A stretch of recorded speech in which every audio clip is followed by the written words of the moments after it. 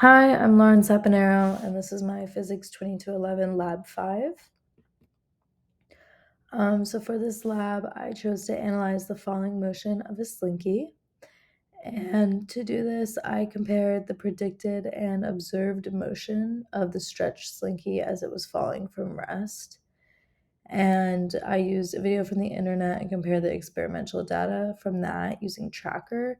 And then I created computational data in GlowScript and used that. And in both models, I considered the forces of drag and gravity acting on the slinky. And overall, I answered the question of whether the bottom of the slinky remains stationary.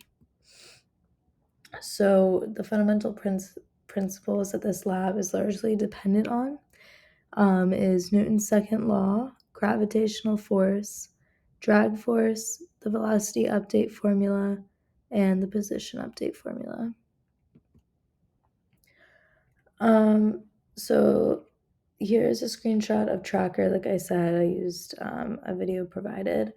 And so the initial mass was 0.25 kilograms. And then from Tracker, I found that the initial position of the slinky was 292 in that for the x component, negative 195 for the y component, and then 0 for the z component.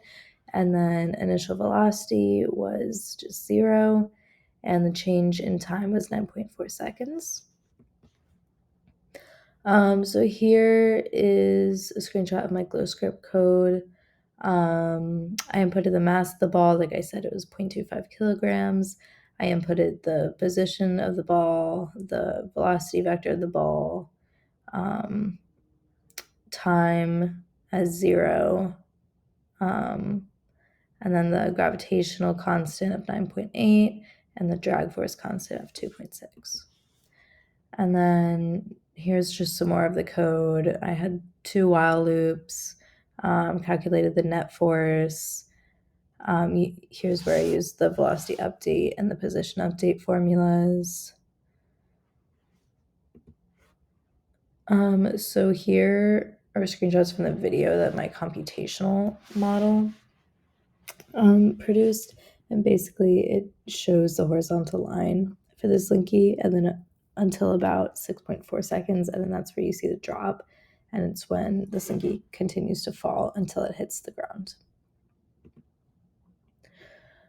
So basically, the results showed that the bottom of the slinky remained motionless until the top of the slinky collided with it. And the observers' predicted data is pretty much the same except for the initial positions.